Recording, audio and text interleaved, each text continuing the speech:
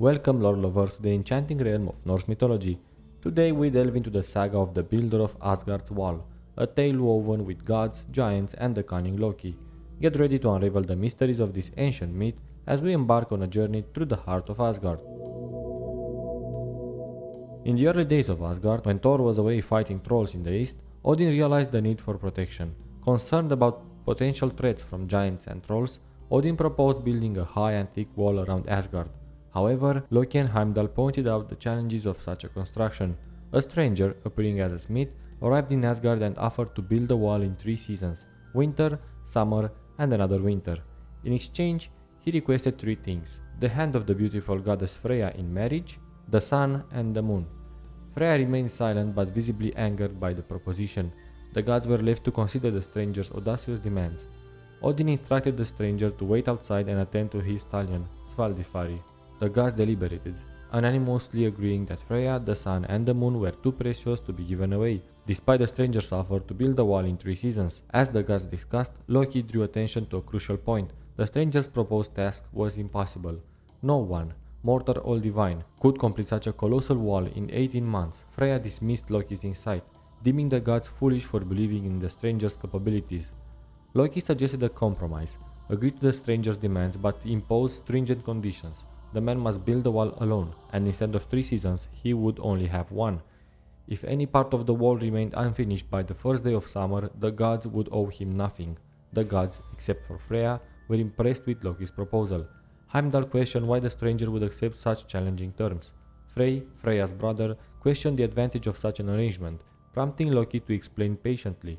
He detailed the plan where the smith would begin building the wall, work for 6 months without pay, and then be driven away. The unfinished work would serve as the foundation for the gods to complete the wall over the years. Loki assured the gods that there was no risk of losing Freya, the sun, or the moon. Tyr, the god of war, raised concerns about the builder agreeing to complete the wall in the season. Loki acknowledged the possibility of refusal but pointed out the stranger's arrogance and willingness to accept challenges. The gods praised Loki for his clever plan, celebrating the prospect of getting their foundations built for free. However, Freya remained silent, mistrusting Loki and the direction of the conversation. She fingered her necklace, a gift from the Brisings, stolen by Loki in the form of a seal and later returned by Heimdall after a battle with Loki in seal form. The gods summoned the builder, who observed the jovial atmosphere but noticed Freya's lack of a smile. Loki informed the builder of the shortened timeline, emphasizing that if the wall wasn't finished by the first day of summer, he would leave unpaid. However, if the builder succeeded, he would receive the promised rewards: the sun, the moon, and Freya. The condition was that he must build the wall alone, without any help. The stranger remained silent, contemplating Loki's words and conditions. The stranger, after considering the god's condition of working alone, requested that his horse, Svadilfari, be allowed to help haul stones for the wall.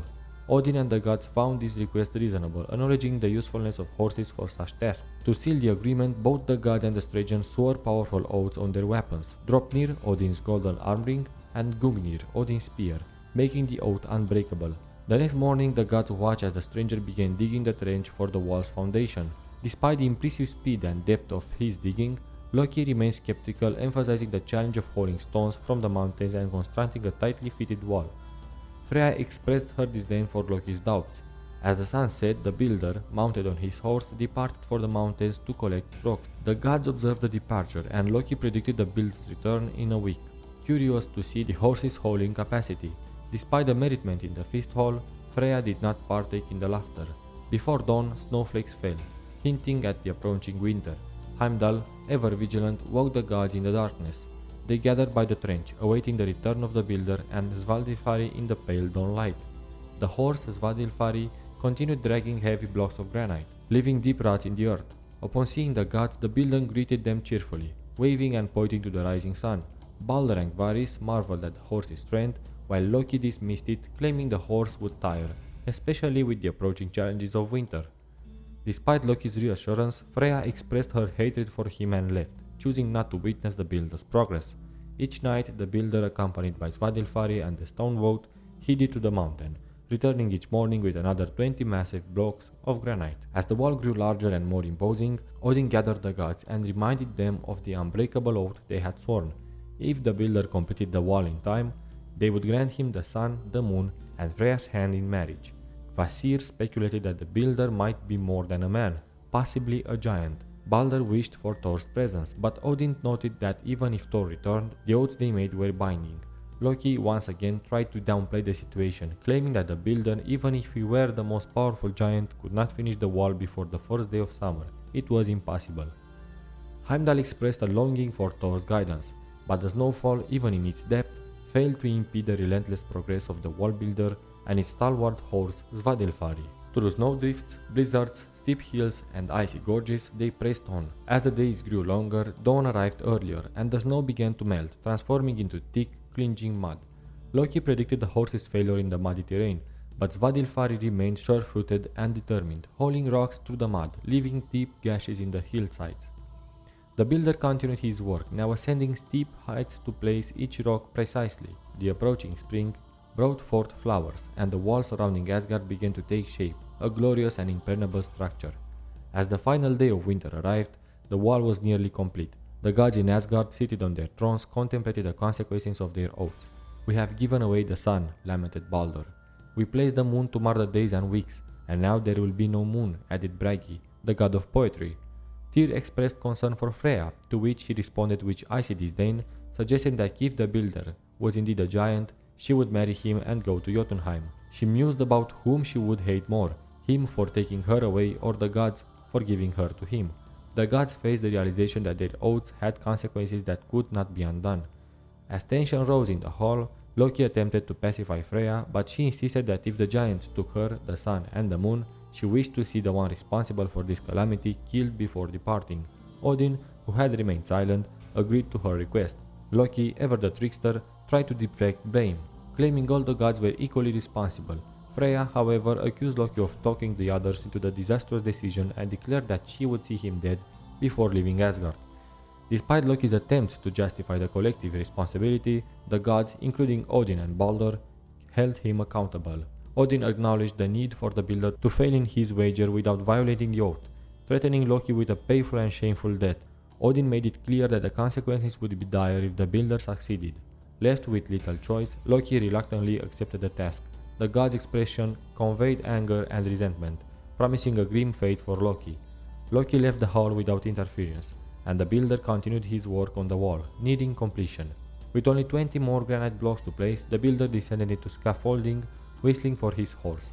The following day, on the first day of summer, as the sun set, he would finish the wall and depart Asgard with his promised wages. The stage was set for the final act in this high-stakes drama. The builder, ready to hitch the stone boat to Svadilfari, noticed an oddity as he whistled for his horse. Svadilfari, typically obedient, hesitated and seemed distracted in the meadow. The builder, watching him from a distance, felt an unusual twinge of concern. Whistling again, the builder anticipated his horse's approach. Svadilfari, shaking his head and prancing, displayed a curious behavior, taking steps forward and then backward, seemingly enticed by an unknown scent in the warm spring air. The builder called out once more, and Svadilfari responded, cantering across the meadow toward him. As the horse approached, the builder felt a moment of satisfaction. However, the rhythmic hoofbeats were accompanied by an unexpected surprise. The echoes bouncing off the high granite wall created an illusion of multiple horses approaching. The builder, momentarily confused, quickly realized his mistake. It was not just Svadilfari. Two sets of hoofbeats echoed through the meadow. The second horse, a chestnut mare, was unmistakably female.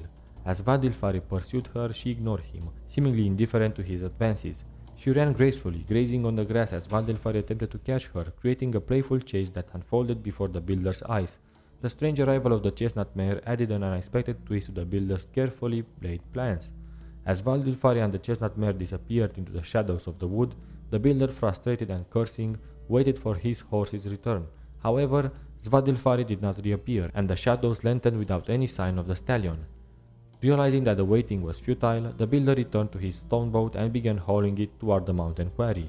As dawn arrived, there was no sight of Svadilfari. The builder worked tirelessly, pulling the stone boat laden with 10 blocks, cursing and heaving the stones toward the walls. Beautiful Freya stood at the gateway, observing him. Freya pointed out that he only had 10 stone blocks, insufficient to finish the wall. The builder remained silent, his face devoid of the earlier satisfaction. Freya informed him that Thor would soon return from the east, adding a layer of pressure to the situation. The gods of Asgard gathered to watch the builders' effort. They stood around Freya protectively, observing in silence at first. Gradually, smiles and chuckles emerged among them as they questioned the builder's progress.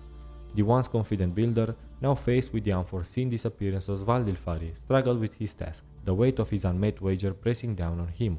As the gods taunted the builder, Baldur and Bragi made sarcastic remarks about the sun and the moon. Laughter erupted among the gods, mocking the builder's predicament. Unable to bear the mockery, the builder released the stone boat and accused the gods of cheating. His face flushed with exertion and anger. Odin defended their actions, stating that they had not cheated any more than the builder had deceived them about being a giant. The builder, growing increasingly furious, grabbed a rock, breaking it in two and revealing his colossal form. Now a towering mountain giant, he accused the gods of being cheats and vile oath breakers. If he still had his horse, he claimed, he would finish the wall and claim Freya, the sun and the moon as his wages, leaving the gods in darkness and cold.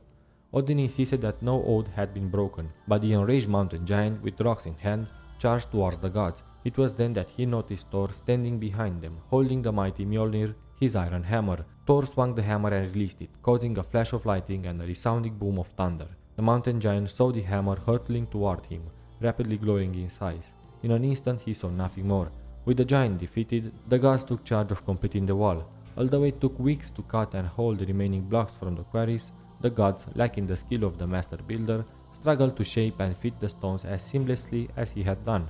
The completion of the wall marked the end of this tumultuous chapter in the gods' history. There were some gods who thought Thor had acted too hastily in dispatching the giant and believed they should have allowed him to get closer to completing the wall. Thor, however, appreciated the gods saving some fun for him upon his return from the east. Curiously, Loki, usually one to revel in praise, was conspicuously absent after luring away Svaldilfari. Rumors circulated about a magnificent chestnut mare seen on the meadows beneath Asgard. Loki remained missing for almost a year until he reappeared with a grey foal, Sleipnir, which had 8 legs instead of the usual 4. The foal treated Loki as its mother, growing into a majestic grey stallion, the swiftest and strongest horse ever known, capable of outrunning the wind. Loki presented Sleipnir to Odin as a gift, boasting it to be the finest horse among gods and men. While many admired Sleipnir, only the bravest dared mention its unusual parentage in Loki's presence, for Loki harbored resentments. Thus, the gods received their impregnable wall, but not without twists and turns orchestrated by the cunning Loki, who, as always, left his mark on the tale of Asgard. As our journey to the Norse lore concludes, I hope you've enjoyed the tale of the builder of Asgard's wall.